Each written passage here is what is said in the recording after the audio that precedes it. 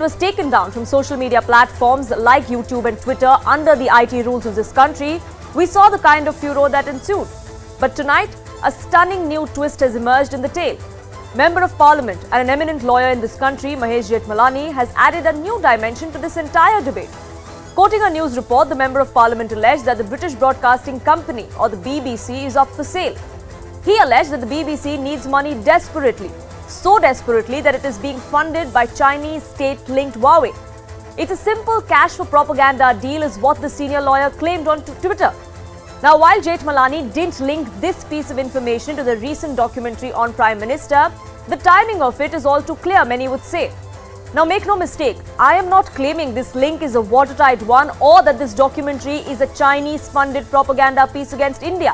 But this link that has now surfaced definitely throws up some questions. Questions that some might suggest would put the opposition here in this country in a very uncomfortable position. Is it a plot against India that is being pushed by the Chinese, or is it just politics? Now, before I open this up for debate, let me take you through what the story exactly is.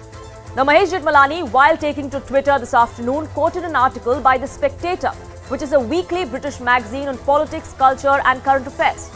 An article that was published in this particular magazine back in August 2022 makes these following claims, and I'll take you through them one by one. This magazine claimed that the BBC is taking Huawei money to fund their overseas journalism. They say that this page that you see these ads on, the adverts that are displayed on bbc.com, are paid and presented by Huawei, which is funded by the state in China.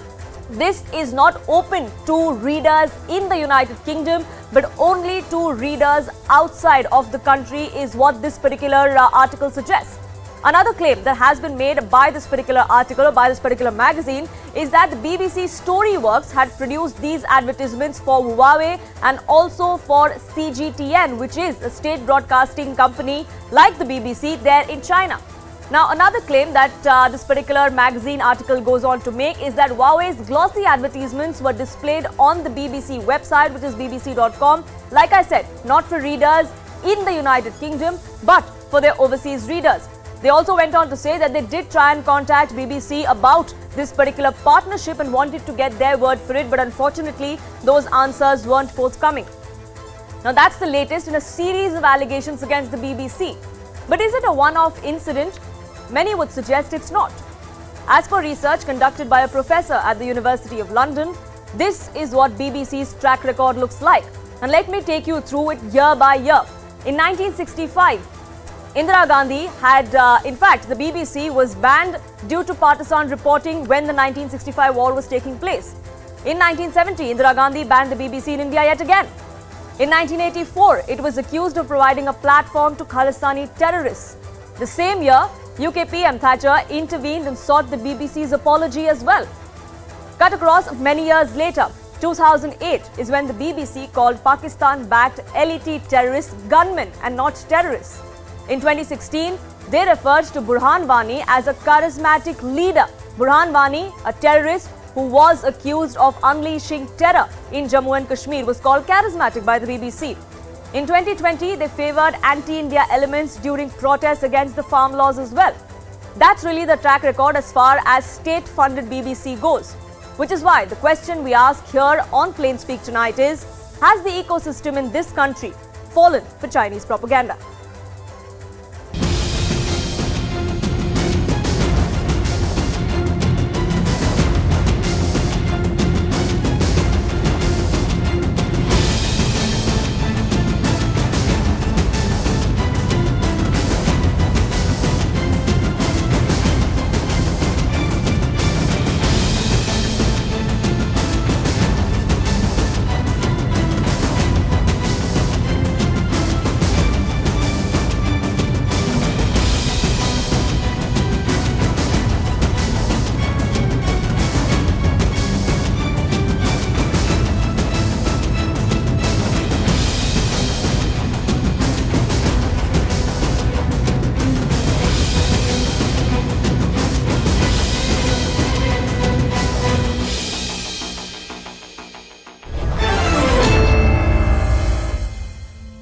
Joining me on this broadcast is the former diplomat and signatory against the documentary Veena Sikri, Adit Kothari, founder of Index Society, also joining us on this broadcast, and international and independent China strategist, Dr. Andrew K. Long, also with me on this broadcast. But I'd like to get started with Veena Sikri. Now, Veena Sikri, we've seen the kind of noise that we have witnessed over the last couple of weeks over this particular documentary, not so much as the contents of the documentary, but the fact that the government took it down. We had several within the opposition come out and say that, the BBC was showing this government the mirror. The government was scared of the facts that were coming through in this particular documentary, which is why it had decided to censor it.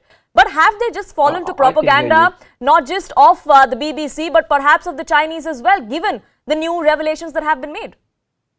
Well, I think that there is a lot of credibility to the story that Honorable Member of Parliament, Mr. Jethmalani, had put out, because this has been a story, a recurring story from about Chinese sponsoring a lot of media in the West. The similar story about Chinese support to New York Times and Washington Post has been doing the rounds for a long time now. And in the case of BBC, the very expensive advertisements put out by Huawei, which we know has links with top Chinese agencies of all kinds, desirable and undesirable, and the kind of advertisement fee they was paying for BBC, it's far, far beyond just an ordinary advertisement payments. They are supporting BBC on this. And certainly China had been very active on all elements which put India in a poor light.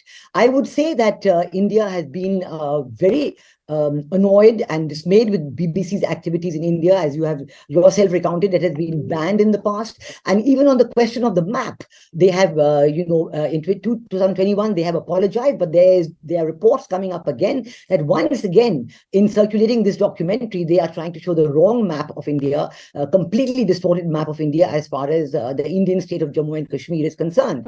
Now, I am all in favor, some people are talking about showing the other cheek and why do you want to ban a documentary and so on. But I think in the case of repeat offenders like BBC, there is no question of showing the other cheek. Strong action is warranted, and I think the government has taken the correct action. And in fact, even more so, I think questions need to be asked about BBC, about the biased way in which they have presented and the documentary, on the biased way in which they have concealed facts, facts concerning the Supreme Court judgment, facts concerning the action taken on the Godhra burning, the way in which the matter went to court, and decisions were taken about the way in which decisions were taken by the Supreme Court about how the Godhra burning took place, the conspiracy that was there behind it, and the people behind it were given due punishment as well. So I think that the Indian judiciary, in which all of us have full and complete trust, has gone into this case in detail. And for the BBC to play truant with such important facts as the Supreme Court judgment shows their malafide in India. And we have always seen before, even in the case of Kashmir, when it was 89, the terrorism unleashed by Pakistan against India, even in 1948, the BBC has always taken an anti-India position, and they need to be called out. We've even seen how members of the Congress party, Anil Antony, son of former Defence Minister A.K. Antony, have taken a strong position and have given up all their positions in the party in anger against the wrong reaction of the Congress party against it. So I would request that on this issue, all the parties in India need to come together and show BBC. Absolutely, and given the kind of revelations that have come to the fore and the claims that have been made by Mahesh Jethmalani, or in the article that he has put out as well, there are several questions that emerge, not just about this particular documentary against the Prime Minister, but in general, the kind of narrative that has been stitched by the BBC in the past as well, like I recounted.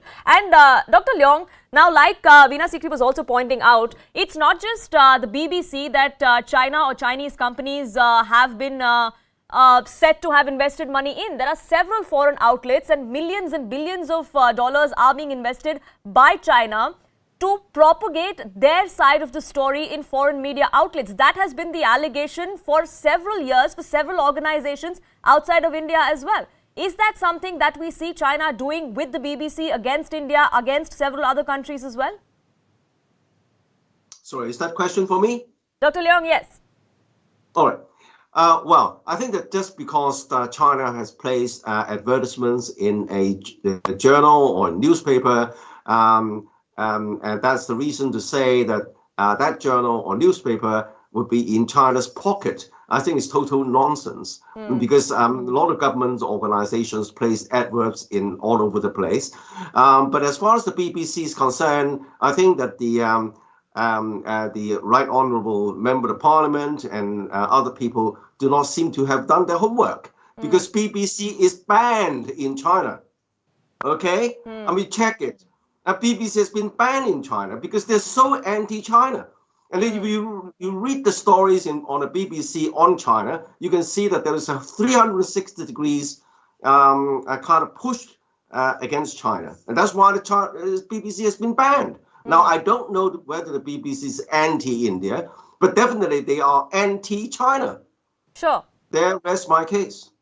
Sure, but Dr. Leong, like I said, the allegation is about China wanting to propagate or put forth a certain narrative that the world does not see, that China wants them to see across foreign media outlets. Is that something that we have seen with other countries as well? That's what I was trying to ask you as far as the bigger picture is concerned and Chinese investments in foreign media outlets is concerned, because as far as even India goes or the United States and the Huawei connection, the entire espionage scandal, the allegations were that the kind of narrative that Beijing wants to set, wants to shield itself from diplomatically, it does through by pumping money into foreign media outlets. Well, definitely China is being bad-mouthed all over the place. By the United States, by Western countries, and to a very large extent by India as well. But you can look at China's statements and so on and so forth. Of course, China wants to defend itself, but I don't think China is in the business of bad-mouthing other countries just because of it wants to do so. And I said, as far as the linkage of BBC with China is total nonsense. As I said, BBC has been banned in China. And then, when I read the BBC, I used to have a high opinion of BBC's impartiality in the early days. But since the protests in Hong Kong and all these years, BBC has been totally anti-China. You read all the stories on BBC. So then you had a better understanding of what it's all about. Now, whether BBC is anti-India, it's not for me to say. Sure. Adit Kothari, is it completely outlandish to the links that have emerged? Now, Mahesh Jethmalani, of course, not making any particular link to this documentary, but just to the BBC and an article that speaks of Huawei's investment in BBC. Now, we know BBC's track record. We also know the track record of China, as some would say. And given the fact that Mahesh Jethmalani is not just a member of parliament, he's also a lawyer. So he perhaps would know what he's talking about and what kind of things he should be saying on a public platform. Poonam, I completely concur. I mean, to what my fellow peer from China has essentially said, it's factually correct that the BBC is essentially banned in China, but it's not banned in China because of being anti-China. It's banned in China because the Ofcom regulators in the UK suspended the license of the CGTN, which is a Chinese mouthpiece in the UK for peddling fake news. And on the pretext of that, the CCP essentially banned any broadcasting from BBC in China. So that's the background to it, to this entire story. Having said that, there are massive amount of reports online. If one was to look at intelligence reports, etc. freedomhouse.org for one of them.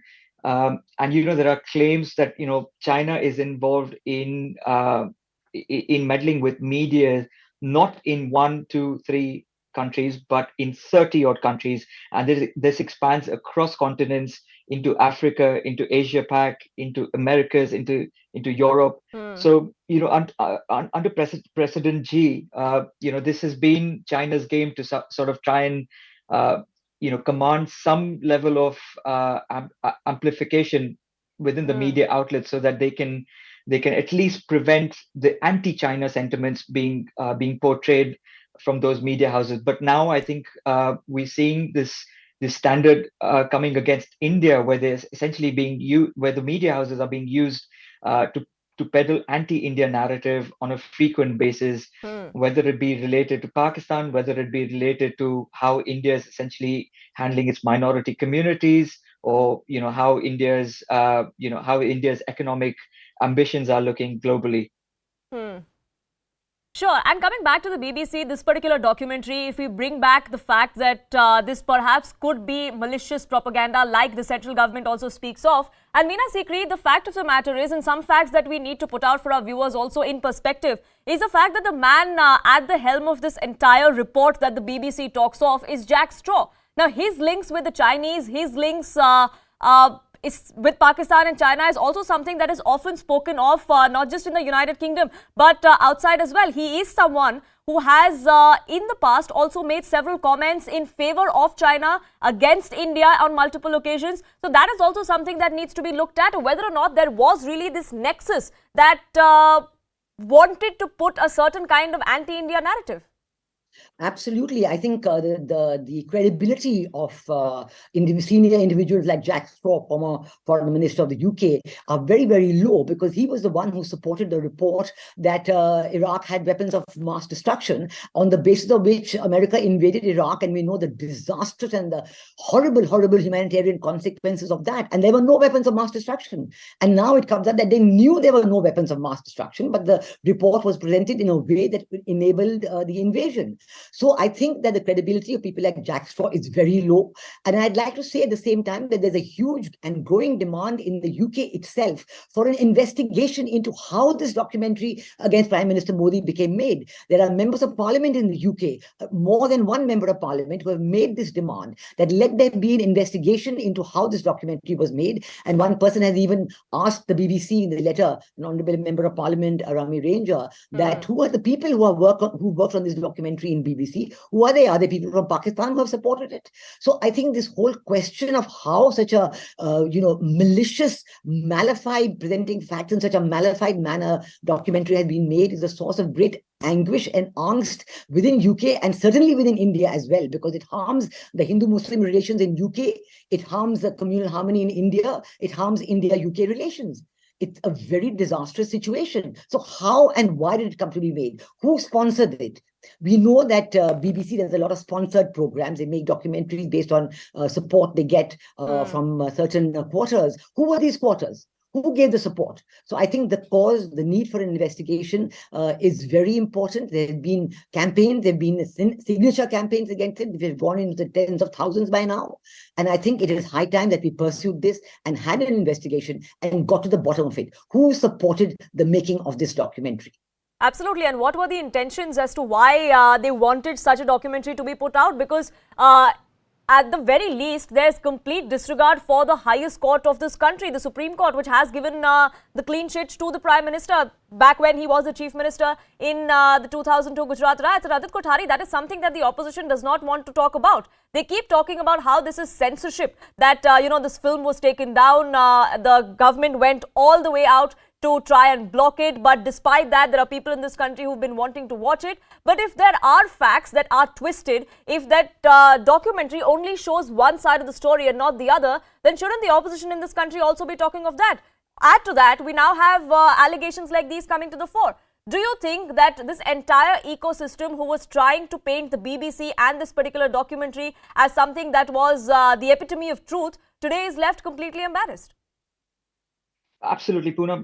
I just wanted to take what Ambassador Sikri was essentially talking about, and I wanted to take that forward slightly and just bring to the attention of your viewers the fact that this documentary is not going to have a massive amount of impact in India with regards to the fractures or fissures within the communities. But what it has done is it's amplified the fissures and the fractures and the ruptures within the Hindu and the Muslim diaspora in Britain.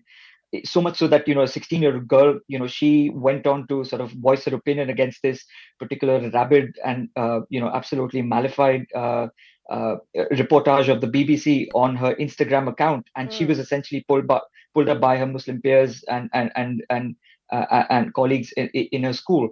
So, this is essentially going to amplify that divide between the Hindu and Muslims, primarily because not a lot of the diaspora in Britain are aware of what essentially transpired in 2002, what level of, grilling that Narendra Modi had essentially been put through, 6 to 8 hours of SIT interviews, narco tests, everything was thrown at him, and yet he came out on top.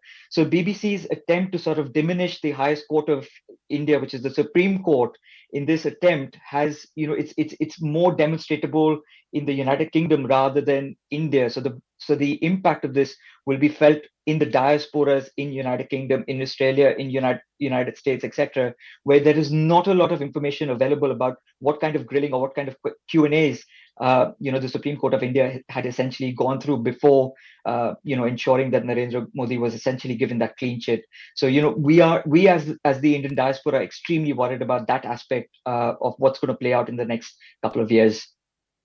Absolutely. That is something we'll have to wait and watch out for. But before I wrap this up, I also want to get in Dr. Leong once again and, get back to the whole China angle that has now come to the fore. Now, as far as the allegations that have been made by a member of parliament here, Dr. Leong, you said that the BBC is banned in China, which is why those kind of claims that are being made are done without homework. But another panelist on this debate, Adit Kothari, also came out and listed the reasons why the BBC is banned in China. Also, the fact that this particular article that Mahesh Jethmalani here in India has quoted The Spectator, that goes on to say that this was meant for readers of the BBC overseas. It wasn't even available for those in the United Kingdom. So it was targeted for audiences in particular countries. Well, I lived in the UK for 10 years until I came back to Hong Kong in 2010. And I've had a lot of BBC, of course, which is a world-renowned news organization, priding itself on impartiality.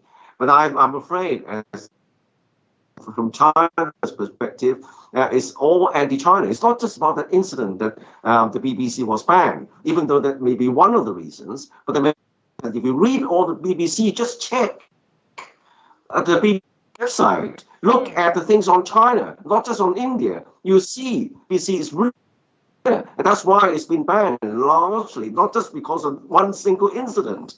But anyway, I think that I've been on this show many issues, and I get the feeling that India is so busy trying to make China its own enemy. China is not busy with so many other things, the confrontation with the United States and other issues, rather than just trying to make India its enemy. And least of all, pushing out on the media, and it's total nonsense. So I think that the best way to deal with it is to ask the BBC for an explanation. Absolutely, the BBC will have to come out and explain on these particular allegations that have come to the fore. But Ambassador Sikri, as far as the opposition in this particular country is concerned, and we've seen the kind of commentary that has come to the fore from the opposition, should we also now have them come out and perhaps explain or perhaps say that maybe the kind of critique we had was premature? Maybe we did put the BBC on a pedestal when we shouldn't have. Absolutely. I think the opposition owes it to the country to explain why they are in any form or manner supporting this BBC documentary, when the BBC documentary is ignoring and completely wiping out the Supreme Court's judgment, which has gone into the matter of the Godhra riots, the train burning, and the subsequent riots in Gujarat. Through special investigative teams from the lowest court to the highest court and back again and then up again, spending years and years under a time when the UPA government was in power, when the central government was controlled by the Congress party, and the Supreme Court gave its judgment at that time. And now they have to explain why they're supporting this kind of a documentary and why they're again trying to say, oh, these questions need to be answered. Don't they respect the Supreme Court of India? Don't they respect the judgments given by the highest court of the land? Or do they always to fan the flames of disharmony? And one of their own members, Anil Anthony, has shown that he doesn't agree with the party's view on this. Because absolutely. So wasn't the opposition here just giving a handle to propaganda that was perpetuated by the BBC, perhaps something that is linked with China as well? Of course, that is a matter of investigation, and truth will come out in that particular matter as well. Whether this is propaganda or is it just mere politics, well, the jury is out on that. But I'd like to leave it at that note, and I thank all my panelists for joining us here on this broadcast. We are now shifting focus to the other big story that we're tracking here, and that's the economic crisis that our neighbor Pakistan faces.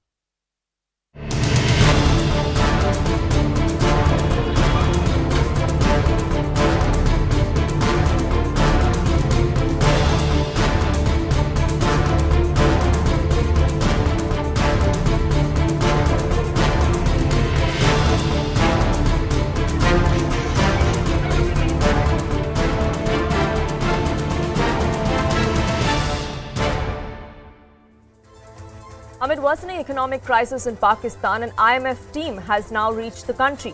Talks between Pakistan and the International Monetary Fund have begun in Islamabad to strike a staff-level agreement on the 9th review under the $7 billion extended fund facility.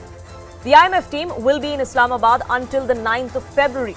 The IMF's $1.1 billion aid, part of the $6 billion bailout package that was announced last year, will be extremely crucial for Pakistan to avoid a complete economic collapse.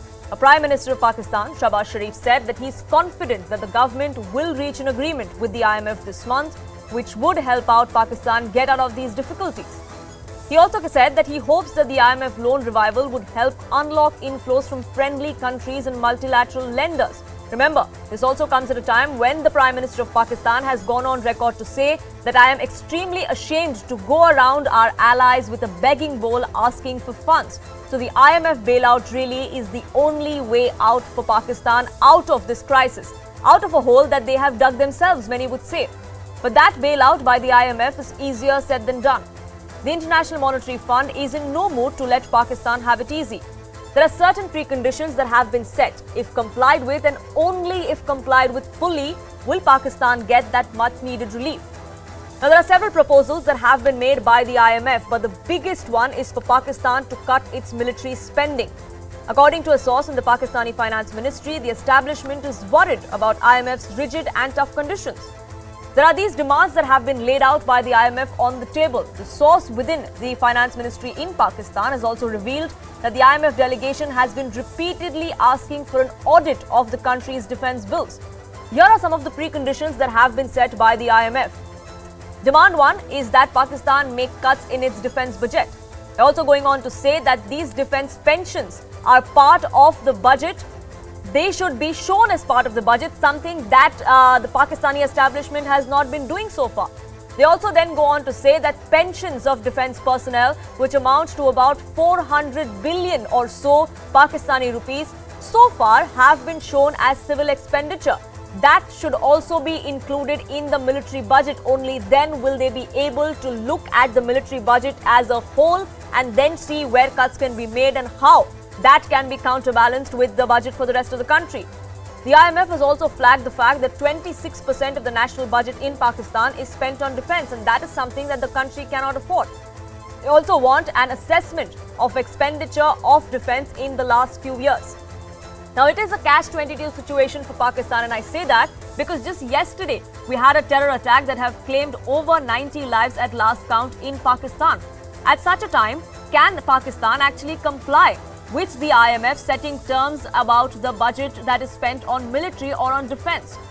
And can Nawaz Sharif prevent a complete collapse? That's the question we ask here. And joining me on broadcast is security analyst Patigrit Payne. Joining us on this broadcast, Dr. Tara Karta, former director of National Security Council Secretariat, also with me. We'll also have a senior Pakistani journalist with us on this broadcast, Hamid Khan.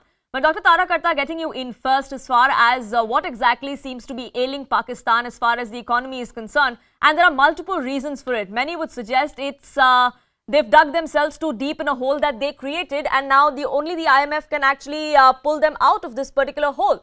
But the IMF is not going to let them have it easy. The IMF has put certain preconditions, which in the past it hasn't done with many other countries. No, this time, see, in the end, IMF is an international finance lending entity. It is not a charitable organization. So obviously, it wants to make sure that its money goes into the right places and not into deep pockets, which is what Pakistanis themselves are worried about. When it comes to the aid that they're asking for floods, they're asking 10 billion committed. They're saying how much will actually come to the ground. But in terms of it, I think since 2017 or so, onwards, this is a question of short-term debt, which, instead of a project loan, they've been taking program loans, which is short, expensive. So one loan pays another, one loan pays another. And sooner or later, that little pyramid which you've created is going to come down. And that's what's happened. On top of that, well, you've got aid, the kind of debt that they have to China, which is far more than what they owe the IMF. So they're already in default to China. That's something which we need to think of. And China has not rolled over its debt. Already in default to China, already in default to Saudi Arabia. How is that going to work out? We don't know, because even if the IMF budget comes in at 1.5 billion, they're not going to allow that to be used to pay off the Chinese debt. So we'll have to see how this is going to work out. It's going to be very, very painful for Pakistan. Absolutely, and it's also going to be painful, Patikrit pain, because like I mentioned, it also comes on the back or just a day after a deadly terror attack claimed over 90 lives in Pakistan. At such a time, when the IMF goes and tells the Pakistani establishment that, look, we'll only give you a bailout if you cut your military spending, that is something that the Pakistani establishment, both civil and military, is bound to fight the IMF on. Look, first of all, Pakistan was never a viable economy. It has always survived on bailouts from IMF, doleouts from the Middle Eastern countries, and funding from America to fight so-called war on terror, which in itself was hypocritical. All that, and the Pakistanis kept on spending the money on the presumption that money would always keep on flowing like this. What has happened in the last few years is that that money has dried out. Secondly, remittances are now no more coming directly to the Central Bank of Pakistan. Today, as things stand, the IMF conditions, I think they are very justified. The problem for the Pakistani establishment is this.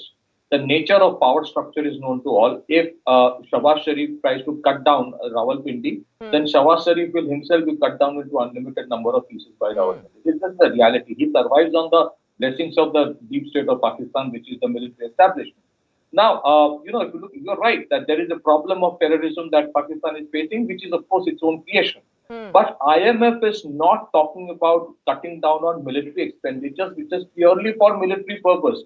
Here you have an army which has unlimited amount of profligacy that it does with the money from budget. That is what with IMF is concerned about. Look at the huge amount of difference in the real estates that are bought with exchequers money to keep the generals and the colonels and the brigadiers happy. Yes. That's one.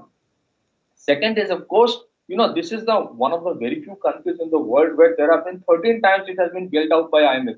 Where has the money gone? What kind of structural reforms Pakistan has brought in? What have they done to create an enabling environment for foreign direct investment to come? What have they done to reduce expenditure, which is unviable in nature, and to increase their revenues?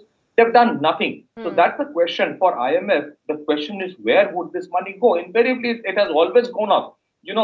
They have made money for their geostrategic location.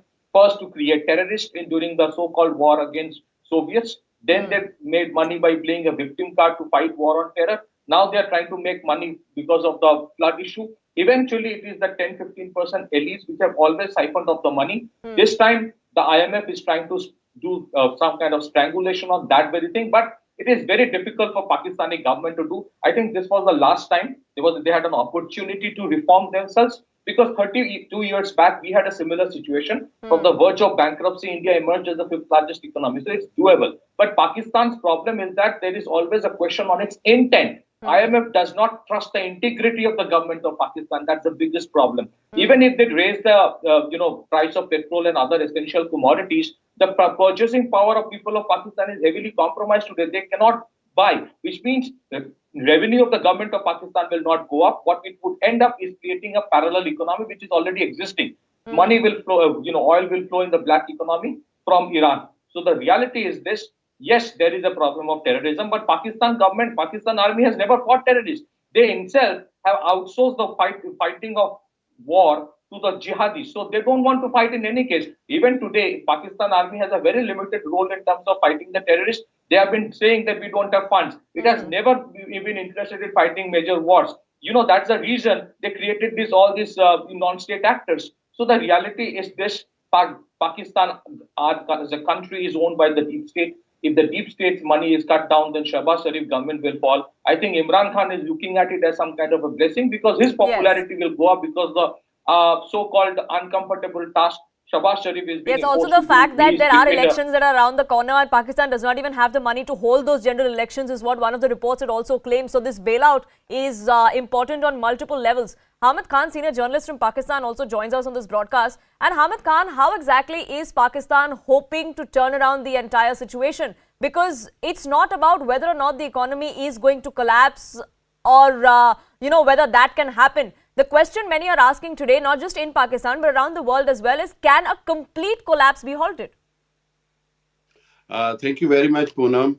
To be honest, there are three things which needs to be understand. One, I mean, it is very, very highly unlikely there will be any complete collapse. There are many reasons for it. One of the biggest reasons is, I mean, I absolutely disagree with the lady who was saying that Pakistan will pay the debt for China if they get the 1.5 billion from IMF. No, that's not the fact. Rather, China is not asking for their debts at the moment. China understands the situation. On the other hand, Pakistan is in a critical situation. We do understand, but saying that on the other hand, blaming only army or anyone is not fair. It is the incapacity and incapability of the government who could not manage the properly the economical situation, and who could not handle the situation, and that's why there is a economical mess. There is no doubt about it, price hike and everything. But I believe that all they need is a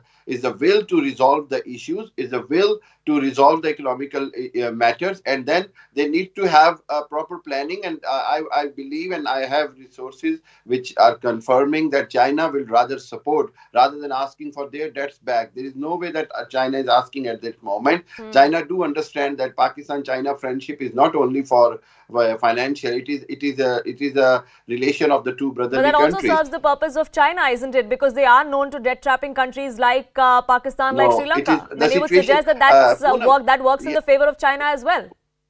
Poonam, the situation between Pakistan and China is different than the Chinese, debt relations with other countries. Keep in mind, China has so many, I should say, projects and so many benefits from Pakistan as well. So it is a friendship of mutual benefits. It's not the friendship of one-sided interest. Sure. Keep that in mind. Sure. And one last thing I will say. That yes, there is a very big mess at the moment, economical, but I would say the moment country gains the political stability, it will automatically improve the economical situation as well, because once there is no political uncertainty in the country, it helps the economy, it helps the business, it helps the foreign investment to have to be able to trust. So as long as we get the political stability, the sooner the better. But what are the odds of that, Hamid Khan? I'm sorry I keep interrupting you, but what are the odds that political stability will actually happen in Pakistan in the near future? Because many would suggest in the country and outside as well that there are absolutely no funds to even hold a general election in the country. No. That's not true. That there is no fund. It is just a rumor.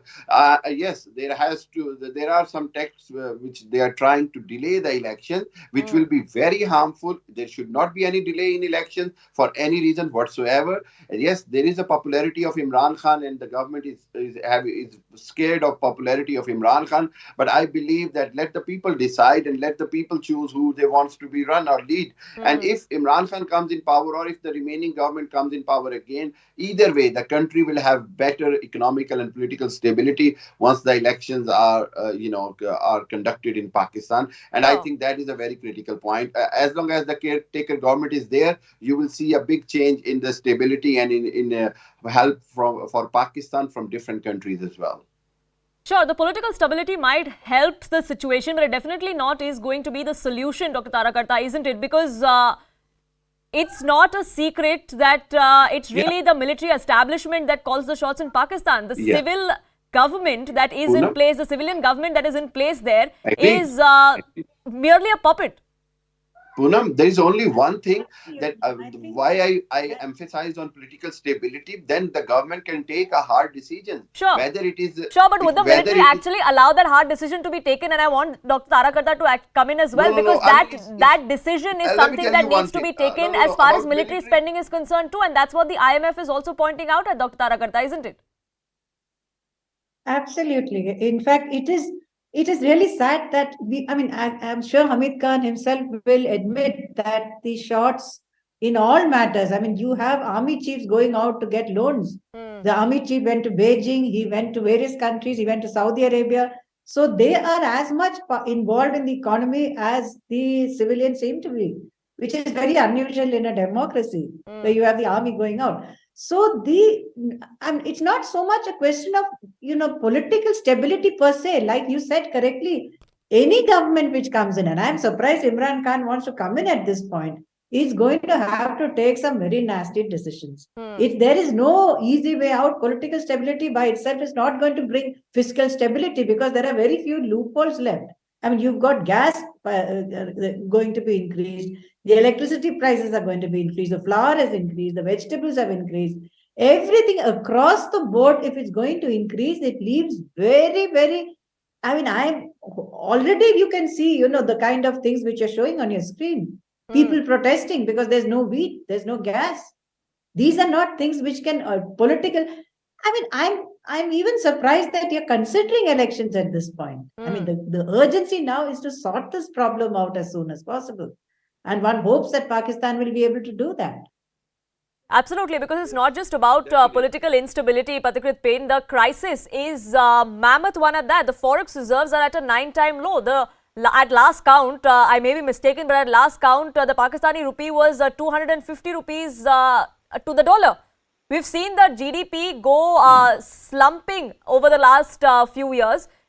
And that is something that is not going to change. The death burden of every single individual in that country has gone up by manifold in the last 1 year or so. First of all, the little bit of foreign exchange reserve that Pakistan has, that is the borrowed money. That is not even Pakistan's money. That $3 to $4 billion they have. Number two, the free fall of the Pakistani currency will go even higher if the central bank takes away its, control on it. Third, let's understand. The problem, I'm amazed that somebody from Pakistan, with due respect, was talking about political instability. The problem with Pakistan is its inability to accept the reality and keep on passing the blame on some of the other issue. I mean, this kind of a problem doesn't happen in one day. Shehbaz Sharif might be inept, but he has been power for less than 1 year. The Naya Pakistan dream that Imran Khan wove and sold to the Pakistanis for 4 years. What did he do? What was the outcome? How is it that a country has been built out for more than 12 times by IMF and still it is in so much doldrum that its economy is worse than that of a Somalia? So the reality is that Pakistan has never invested in education. It has never invested in creating a viable economy. It doesn't have an infrastructure policy. Its debt has gone manifold. What China? But somehow Pakistan has always found the money to fund terror, to shield terror organizations and globally designated terrorists on their soil, try and push terror into India. Keep that propaganda on. That is something that Pakistan has always managed to keep money for, and that is something that the world has also woken up to. That is something that Pakistan is being named and shamed for globally on multiple platforms as well. Now, the IMF team continues to be in the country there for another 10 days. Whether or not these conditions are ironed out, whether Pakistan agrees to these conditions, because many would suggest that there really is no option left for that country. We'll keep an eye out on that, but I thank all my panelists for joining us here on this broadcast, even as we keep a track of the crisis that plagues our neighbor Pakistan. With that, we're slipping into a quick break here on this edition, but lots lined up for you on the other side here on Plain Speak. Don't go anywhere.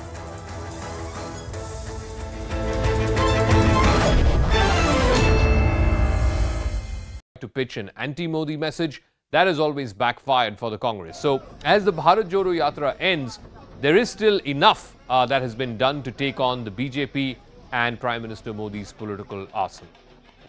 Now, one clear test of the Congress's mixed bag performance is in the elections that have coincided with these last 5 months of the Yatra. Rahul Gandhi stayed away from campaigning for any of these elections except for a day or so in Gujarat.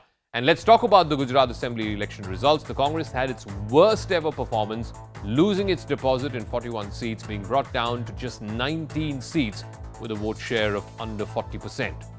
Some of the redeeming factor was in Himachal Pradesh, where the party managed to wrest power from the BJP by winning 40 out of the 68 seats.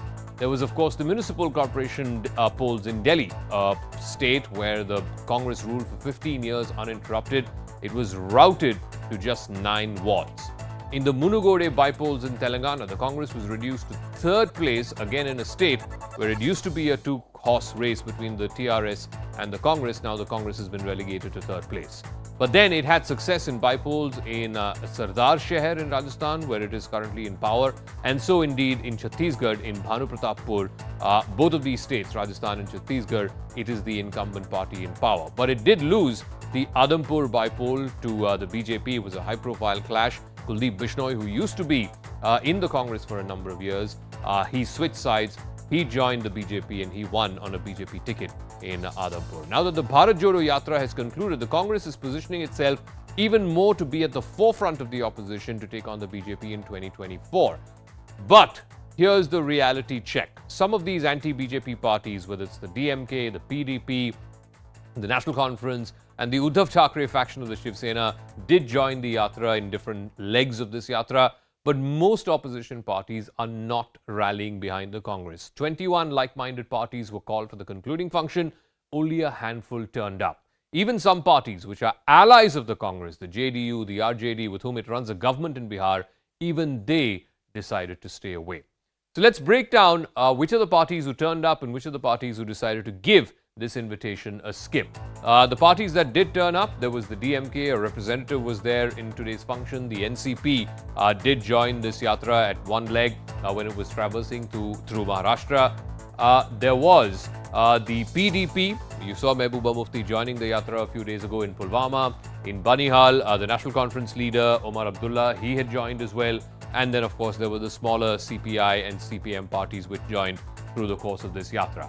The parties that notably skipped, Mamata Banerjee and the TMC, the ruling party in Bengal, she skipped the yatra.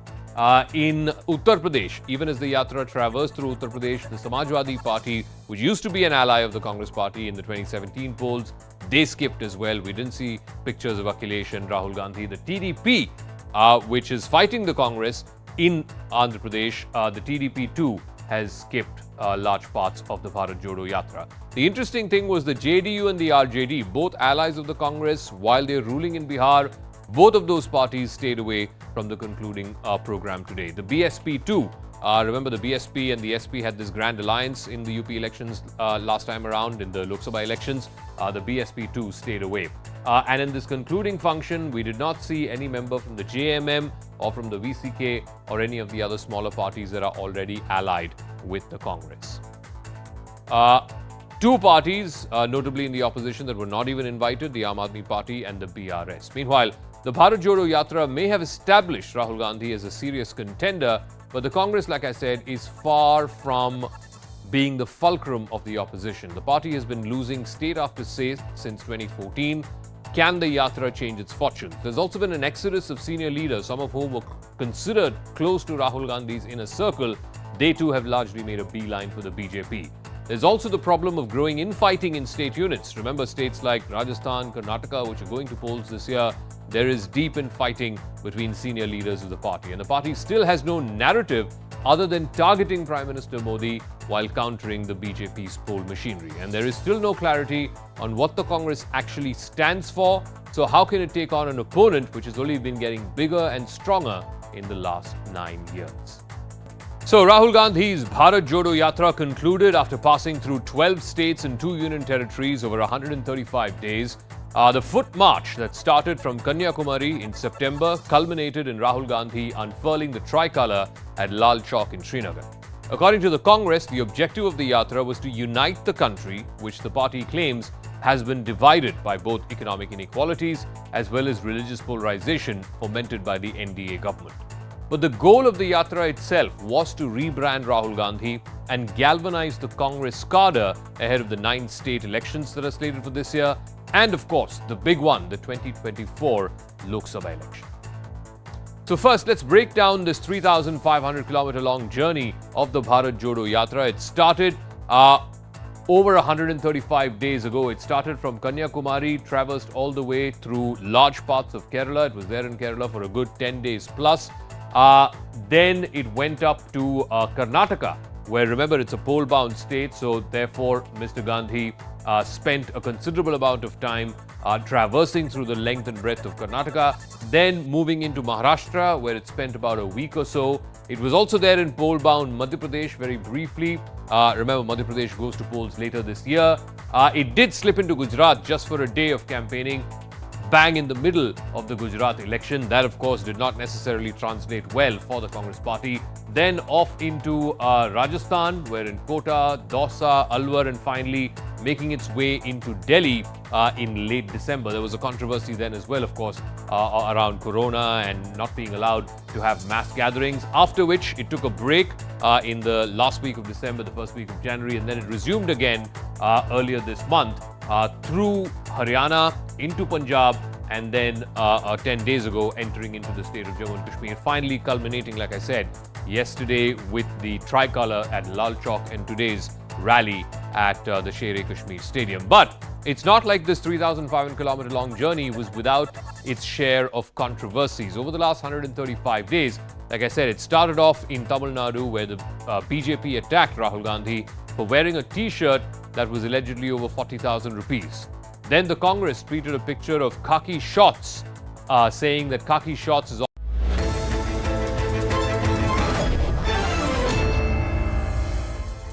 Welcome back. Let's now get you a quick roundup of all that's made news here in the country and outside as well. Let's start with what's happening in the Parliament. Ahead of tomorrow's Union Budget, Prime Minister Narendra Modi today called for India's budget to be the one that not only fulfills the hopes and dreams of the common man, but is also something that will be a ray of hope for the entire world. आज के वैश्विक परिस्थिति में भारत के budget के तरफ न सिर्फ भारत का लेकिन पूरे विश्व का ध्यान है। इंडिया फर्स्ट, सिटीजन फर्स्ट, सबसे पहले देश, सबसे पहले देशवासी, उसी भावना को आगे बढ़ाते हुए ये बजट सत्र में भी तकरार भी रहेगी, लेकिन तकरीर भी तो होनी चाहिए।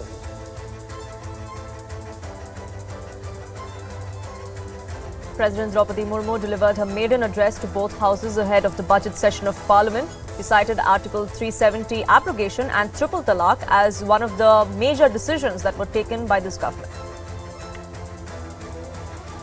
आज भारत में एक स्थिर, निडर, निर्णायक और बड़े सपनों के लिए काम करने वाली सरकार है। आज भारत में ईमानदार का सम्मान करने वाली सरकार है। की रणनीति में संपूर्ण परिवर्तन की इच्छा शक्ति दिखाई।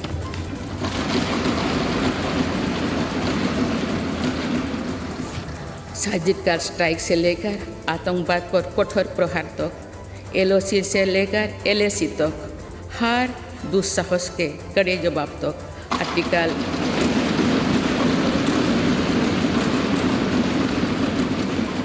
आर्टिकल 370 को हटाने से लेकर 3 तलाक तक मेरी सरकार की पहचान एक निर्णायक सरकार। Finance Minister Nirmala Sitharaman tabled the economic survey in both houses of Parliament today. Some of the key takeaways from the survey include the economy being on path to revival to pre-pandemic growth. The GDP growth projection is between 6 to 6.8% as far as the economic survey is concerned.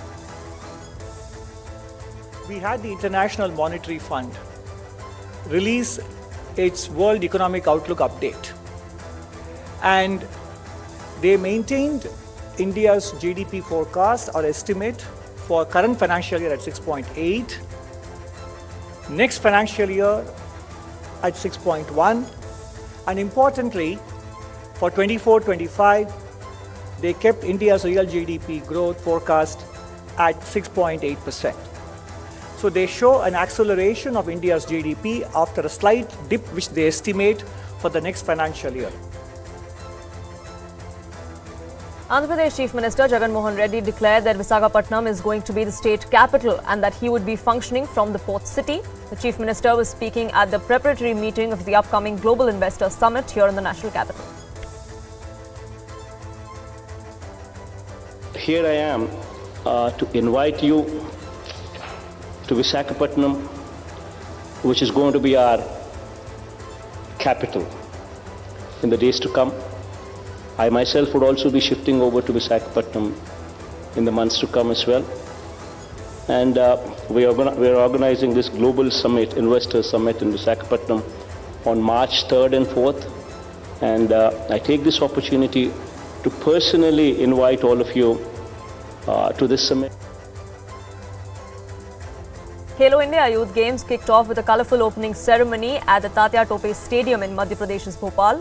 While the government is making efforts to promote sports, more than 6,000 participants from across the country are all set to be part of this year's Khelo India Games.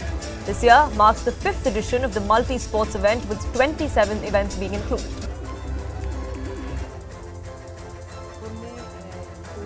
छह खेल हो रहे हैं और 4 venue रहेंगे इसके लिए।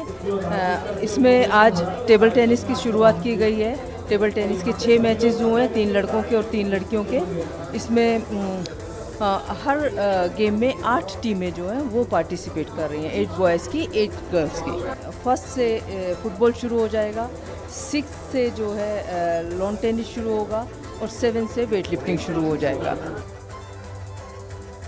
96 lives have been lost in a blast in a mosque in Pakistan's Peshawar yesterday. Rescue operations continued today as well. Several worshippers are still believed to be trapped under the rubble of the mosque, and efforts are on to save the survivors. Fresh snowfall has disrupted normal life in Jammu and Kashmir, while an avalanche warning was issued across regions of Himachal Pradesh and Uttarakhand. Moderate to very heavy rainfall since Sunday night has stalled road, rail and air traffic in Kashmir. Nearly 500 roads, including 3 national highways, have been closed in Himachal Pradesh. बर्फबारी 5 जिलों में हुई है और उसमें चंबा, लाहौल स्पीति, किन्नौर, शिमला, कुल्लू, तो इन जिलों में ठीक बर्फबारी हुई है। और शिमला का जो खगराला है वहाँ पे लगभग हैवी स्नोफॉल के आसपास जो है 60 सेंटीमीटर स्नोफॉल हुआ है। तो जितने भी स्नोफॉल एरियाज हैं जहाँ पे ज़िले हैं वहाँ पे ठीक बर्फबारी हुई है और बाकी जो एरियाज है वहाँ पे मॉडरेट स्नोफॉल देखने को मिला है। प्रदेश में वाइड स्प्रेड बरसात और स्नोफॉल हुई है। In Dubai's industrial area, artists with special needs are provided with a special space to create and sell their work. The initiative by Mahavib sheds light on their talent and allows them to connect with the rest of the society. Priyanka Chopra has officially introduced her daughter, Malti Mary Chopra Jonas, to the world on a day when the Jonas brothers announced were honored with a star on the Hollywood Walk of Fame. 3 musicians attended the event with their wives Priyanka Chopra, Sophie Turner and Danielle Jones. Now, Hollywood is bracing for a blockbuster February as big budget movies are heading to the theatres this month. Take a look at what awaits you. Families throughout history have been chosen to make this decision. Your family must choose to willingly sacrifice one of the 3 of you to prevent the apocalypse. Dave Bautista stars in Knock at the Cabin. The latest thriller from M. Night Shyamalan is based on the novel The Cabin at the End of the World by Paul Tremblay. The unwelcome visitors arrive in theaters Friday. Listen to me, I've got you. I won't let go. James Cameron's Avatar: The Way of Water will still be in theaters when Titanic sails back onto movie screens in celebration of the film's 25th anniversary. Guests can embark aboard Titanic once again February 10th. Based very loosely on a true story, Cocaine Bear follows what happens when a bear ingests large amounts of the illicit substance. The action comedy was directed by Elizabeth Banks and features one of Ray Liotta's final performances.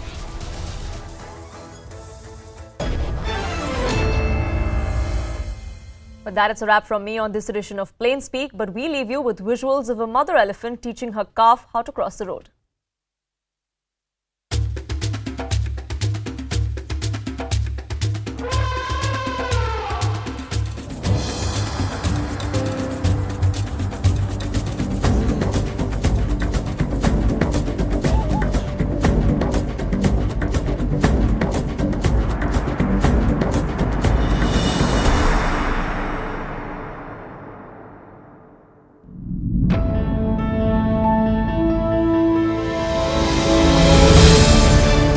Rahul Gandhi saying that, truth has a habit of coming out. What is the truth that has come out in this BBC documentary which has not been said, debated, trashed and even legally fought over? For us, the truth is what the Supreme Court said. If Indira Gandhi blogged BBC in India, understanding fully well that it has its biases, then why is the Congress, party adding fuel to fire?